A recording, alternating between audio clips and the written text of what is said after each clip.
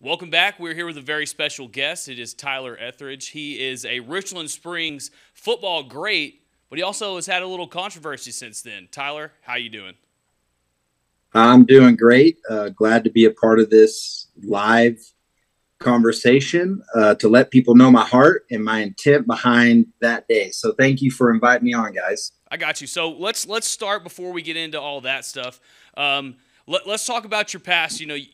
Some people call you maybe one of the greatest six-man football players to ever walk the state of Texas. Talk about your growing up, where you're from, and some of your high school days. Yeah, so I was born in Arlington. My dad got into coaching a little bit later. We ended up in Hermleigh, Texas, my fourth and fifth grade year. And around that time is where my dad started having me watch some of the greatest six-man players of that time. And I remember going and watching Lyle Campbell, who was pretty much my idol growing up. We went to watch them play Panther Creek, and he single-handedly beat them. And so when people say that I'm the greatest, I don't agree with that. I think Lyle Campbell, I really believe that. Of course, I'm biased, but with the team that he had, how he dominated in that 99 season, I believe he's the best. So my dad had me start watching him and other greats like Bo Simpson, innumerable others. And I got my shot in sixth grade. And kind of the rest is history. My dad, after that year, we were in Brownwood, and he saw an advertisement in Brownwood newspaper about an assistant coach position in Richland Springs. He applied and he got it. And we moved there my seventh grade year. And we went undefeated my seventh grade and eighth grade year. And then I had to take over from the great Jared Hicks my freshman year. But the seniors that were a part of that team, they were a part of their first state championship against Whit Harold, which my dad took me to. And then they had a couple of late playoff runs, but never got back to the ship until my freshman year. Yeah. We had a dreadful loss against Strawn my eighth grade year, and that stung me. And, I was on the sideline as a water boy, towel boy, and ball boy. And we kind of took that into my freshman year, and the rest is history. We spout off 56 wins and one loss. That came my sophomore year. I remember after that game, going into that summer, I told my dad, I was like, Dad, I feel like I should never lose again. And that was kind of a faith confession for those of you that are Christians. But yeah, and then the rest is history. I got inducted into the Six-Man Football Hall of Fame a few years ago. That was a surprise. I wasn't able to make that, but that was a wonderful surprise. Broke national record for touchdown passes in a career.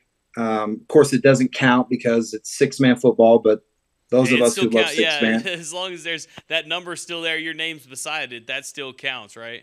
It does to us small-town Texas boys, right? Yeah, exactly. Hey, so yeah, that's kind of a snippet of my football history. How many? So you won 4 state championships?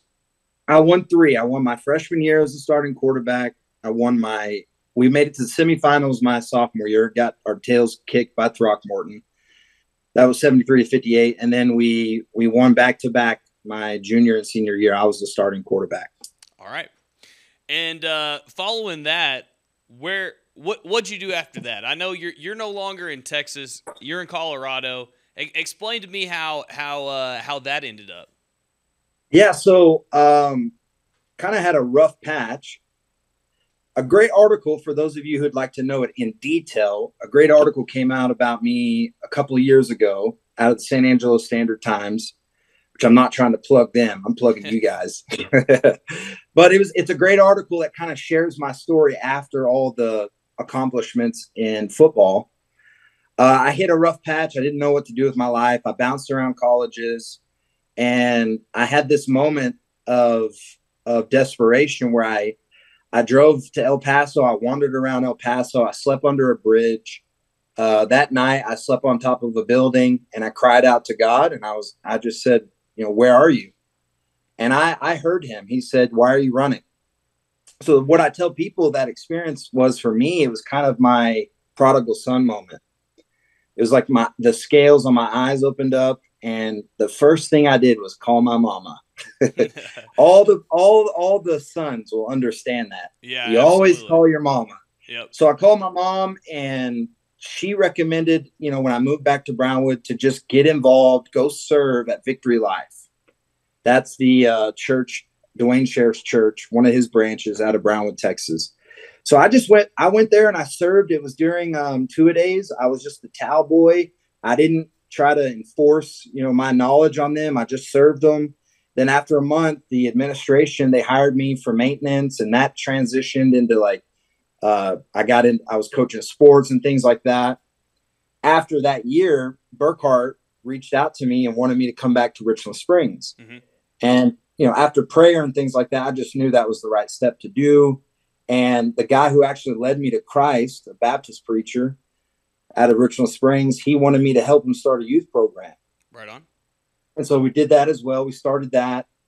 And, towards the end of that year, it was a difficult time just because I was the cafeteria lady. Yeah. Because I don't have a degree, and the only way you can work for the school district if you work for them. Right. Yeah. So they hooked me up there. I was doing that. I was assistant coaching, and I was a youth pastor. It was overwhelming, and I knew it was because I didn't know the word. Mm-hmm. And so I just started in my prayer life. I just started asking the Lord, I want to know you. It's not enough. I don't feel like it's enough just to be saved. I want to know your word. And that's when he led me to start looking at Bible colleges, and I narrowed it down to 2 Bible colleges. One was Rhema mm-hmm. Bible College out of Tulsa. Okay. And then Carrots Bible College. And I printed out both applications, set them on my table, laid hands on them, and prayed. And obviously he told me Carrots Bible College. I filled it out, went up there and visited, and through a divine connection on the last day, this is the only thing I was believing for. I said, God, if you're telling me if this is what you want me to do, this is all I'm believing for, just a job and a place to live. And I went up there on the conference to visit.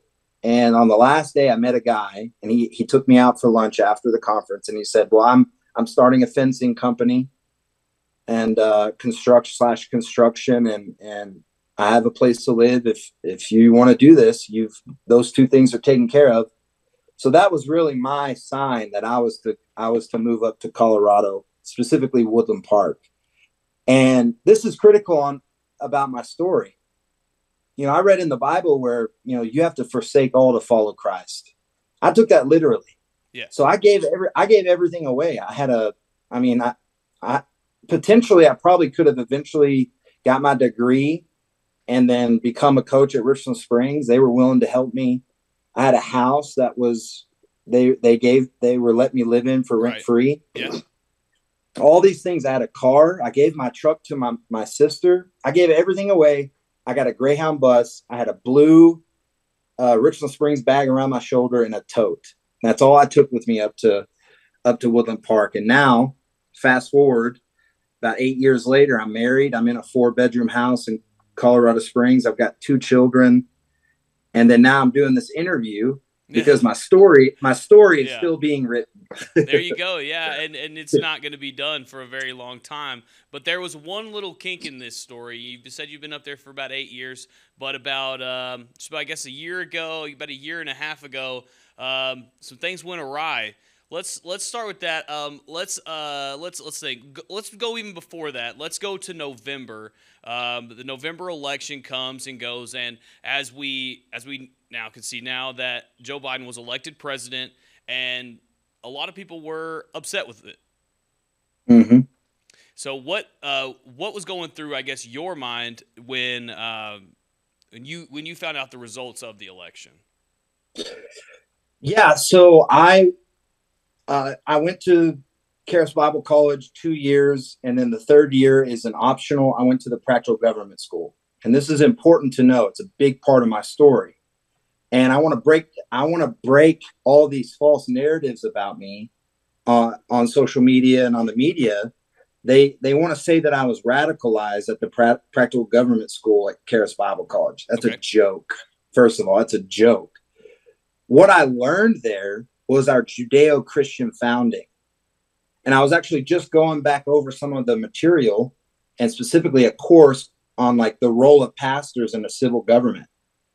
And it's undeniable history that this nation was built on Judeo-Christian principles. So that influenced me. Obviously, the Bible college, I learned about the goodness of God, the grace of God. I learned about faith. I learned foundational things. But then I wasn't even planning on going to the practical government school. My former pastor encouraged me to do it. He was also an instructor. I had coffee with him. He talked me into it, and it was the best decision of my life because what it did was create patriotism in me. And it kind of opened the door to global issues that are going on. And I'm a small town kid. You know, I had no understanding of the global power structure that's in place right now. So those things going into the 2020 election influenced me in a positive way. It made me want to be engaged with, you know, civil government. Yeah. So when you know, that dreadful night, and I call it out, I have nothing to lose. I know you guys say he got elected. I believe the election was stolen. I still believe the election was stolen. And millions of others believe the election was stolen. But it honestly didn't, it had nothing to do with me going to Washington, D.C. in January. I was actually, we were in Texas at the time. We wanted to go see family because I have a brother-in-law. What time period? I don't mean to interrupt. What time period was this? Was this in January? Yes, sir. So this was, I think we left towards the end after Christmas in December. Yeah. We came up to Colorado and for ministry purposes and to see family. I've got a brother-in-law and then my wife's sister. They're married. Right. So they live up in Woodland Park. So we wanted to come visit them. And I had actually started a fast because we partner with a ministry called Revival Today out of Pittsburgh. Jonathan Shuttlesworth, if y'all have never heard of him, he's an evangelist and now he's a pastor. But okay. So we started. I just started fasting with him. He does it at the beginning of every year, 21 days. And I was going through curriculum with this elder in the church that God uses for healing and things like that. When all of a sudden, a friend of ours, and he went to Bible college with us, invited me, the same guy that invited me to the Million MAGA March, invited me to go with him to DC on January 6th. Well, January 5th. We got there January 5th. Right.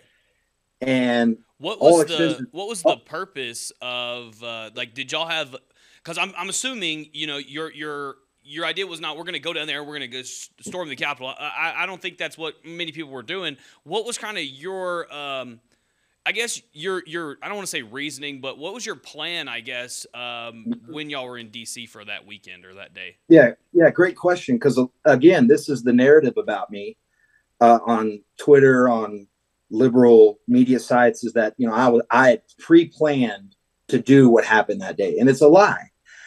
We were there for the same reason we were there for the Million MAGA March, just to be a part of history, to protest a stolen election, and then to document everything that we saw to just our small following, you know, on Facebook and Twitter and Instagram. That was it, to be a part of history and to document that day. So we got up that morning, and I got an iced Americano. There you go. You know, you gotta have that morning revival. And then we took an Uber as close to the White House as we could get. Everything's barricaded. And again, it felt exactly like it felt the Million MAGA March. It's very patriotic, very peaceful. There was nothing that seemed out of the ordinary for me. Again, I have no previous history of any being involved in any kind of riot or anything like that, right? So I don't know. I'm not looking for like signs of chaos, right? I'm not. I wasn't even.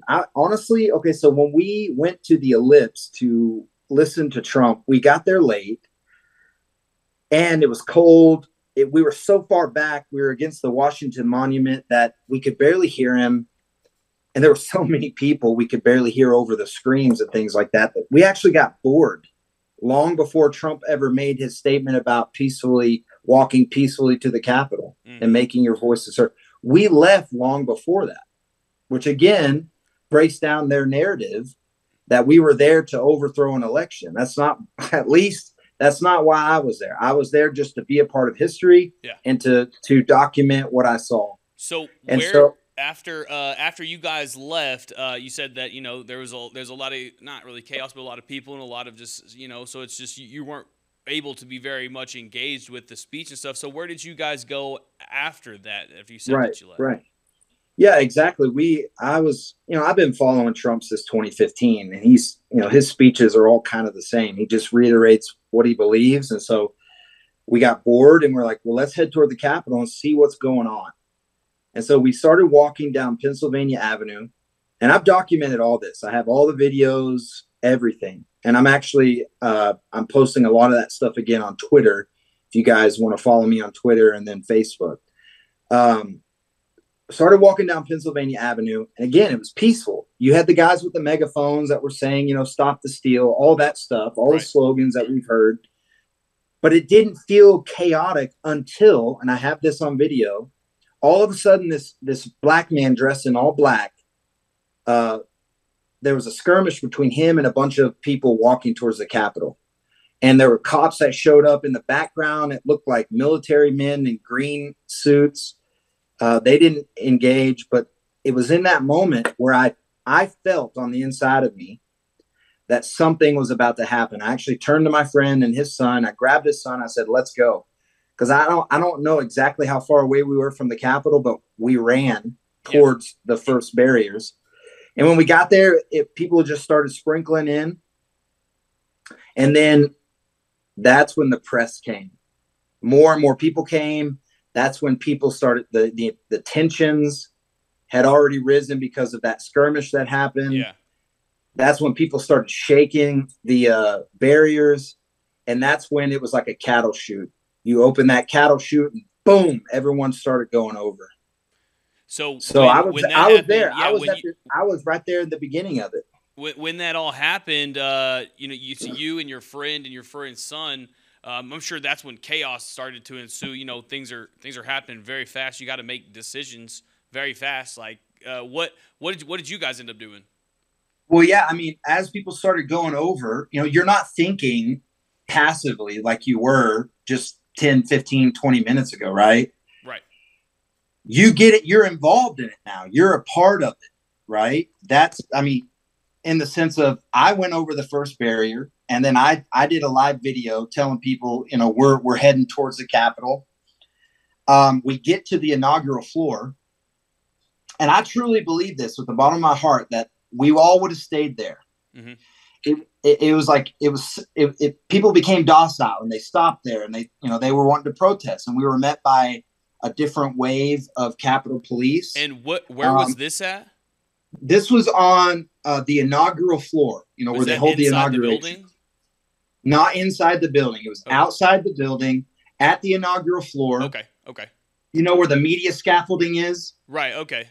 Yeah, right. So in between, I kind of picture now what you're saying. Yeah. So in between the Capitol and the Ulysses S. Grant, there's the inaugural floor. That's where we all stopped. We were met by more Capitol Police, and that's where everyone stopped and were peaceful until they started shooting us with rubber bullets, throwing, I call them flashbangs. I don't know the correct terminology. They started throwing grenades at us. And then tensions got high there. And I got videos on Twitter. Y'all can watch that content as well. I'm just sitting there recording what's going on. All of a sudden, I get shot in my private region. And then the rubber bullets? With rubber bullet. Thankfully, it never hit anything. It just hit around. Right. Yeah.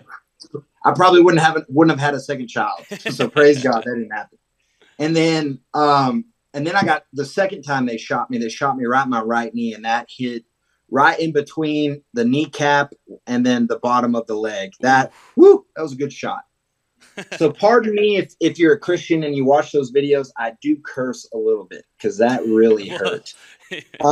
But then that was when everything changed. I mean, people were angry, obviously, because we believe the election was stolen. Mm-hmm. It went to a different level when they started shooting us, throwing grenades at us and things like that. And then that went on a period of time. I was on the scaffolding. I recorded a lot of things there. And then that's when I finally got a text message from my friend. He was like, we need to get out of here. And I agreed. So what I did is I got off the media scaffolding and I told him, hey, I'll meet you at that statue, which is I now know is the Ulysses S. Grant statue. Mm-hmm. And I sat there, I was praying and I was talking to people, and could never get a hold of him. I don't know what happened to the cell towers, but something happened to where we lost communication with people. So I was there for, I want to say 20, 30 minutes, don't know exactly. And then all of a sudden, that's when you see people going up the left side of the inaugural stage, up those stairs. If you've seen the videos, it's like an iconic moment. Right. And my personality is based off my football history, based off my faith history of leaving everything and going to Colorado. I'm an all-in kind of guy. So if I believe the election is being stolen, my personality is this isn't enough just to go to the inaugural floor. So I make my way up and go up those side stairs, and I've got all this documented. I'm not punching anybody. I'm not breaking anything. You're actually not causing any violence. None. Yeah. None. I actually found 2 black ninja swords on the inaugural floor. And if I'm an insurrectionist, like they say that I am, I would have done something with those, right? Something harmful. What I did is I handed it to obviously a veteran, and he threw it behind a wall. And that was the attitude for a lot of the people there. We saw all kinds of things like lead pipes. If you've seen the videos, there's like this 16-foot ladder. Like where in the world did that come from? Right. Yeah. True peaceful patriots that were just there to protest an election were not there to cause harm and violence, clearly. So, and I'm also proof of that. I didn't do any of that. So as we go up and we I make my way around the backside of the inaugural stage, there's these brown doors and people were ahead of me and they just opened it. They just opened the door. Mm-hmm. There was no resistance. There were no police there. I got a video of me walking into the Capitol slowly. We're walking up the stairs, and then I go inside the rotunda. All right. Well, hey, there are some questions I have. Did you see the shaman? Ask them all. Did you see the shaman? I did see the shaman. I met him on the scaffolding. And honestly, to me, he didn't fit the narrative that's being pushed about him. I believe he told me he was a veteran. Mm-hmm. And then he handed me, he had, his little staff, whatever that was. Yeah. I wanted to hold it. And there's a picture of me on Twitter where I'm holding it out. And I'm sure people will try to affiliate me with him. I didn't know him at all. Never met him up until that point. But yeah, I met him. He looked insane, but he seemed like an ordinary American to me at the time. We had talked a little bit before this, and we've had someone named Jenny Cutt on, and she's also was there that day and was in there. You said you didn't know her, but she kind of has the same kind of story, about, no one was trying to go in there and especially not get anybody killed. Right. What do you kind of, now looking back, it's been a year. What mm-hmm. do you I'm not going to say, do you have any regrets about it all, but do you have any, I guess, second thoughts on maybe, should I have been there? Should I have just waited it out? A lot of, so I'm mostly involved with Christian circles because my life is ministry, even though I haven't been in ministry since 2018, but a lot of Christians have been wanting me to be apologetic about it. Mm-hmm. And I've never claimed to be perfect. And I'm not going to say everything I did on that day was perfect. Yeah. But I believe protesting. I believe the freedom to protest. Yeah. And I believe it was my right to do that. Do I regret anything? Here's what I do regret. When I was inside of the Capitol and I went to the left side, which I guess that's the east wing. That's where we were met with a lot of riot police. Mm-hmm. And I was listening to people and how they spoke to the police, calling them Nazis, calling them brown shirts, just slandering them. Yeah. I wish I would have, and again, no experience with this. Of course, I don't have any prior knowledge or experience. I don't know how to de-escalate things. I wish I would have rebuked people more, because I did. I said, thank God they're doing their job. Yeah. I wish I would have defended the police more on the inside. I wish I would have helped them de-escalate the people. But of course, when you're involved in that, you're not thinking. Yeah, and when you're surrounded by, there was 10,000 people there. I mean, Yeah, it wasn't like you and your buddies were the only ones there. I mean, there was a whole lot of people there. I mean, you can only do so much. Afterwards, you'll leave the Capitol. Everything settles down, but then the manhunt starts. yeah. Yeah, so let's talk about that a little bit. Yeah. When did you receive your first call after that day, and how did it go? Yeah, so I uploaded all my stuff on the app Parler. Okay. And that was just before it went down. And then I guess it was like a week where it came back up, and then a Twitter profile called Resist Programming got my information, because they believed they were doing a righteous thing by exposing all of us that were there. Mm-hmm. And that's when I went viral under the hashtag Pastor Parler, because at that point I was verbally committed to becoming a youth pastor in Florida through a fellow Bible college student that I graduated with and we've been friends with. So I went viral as Pastor Parler.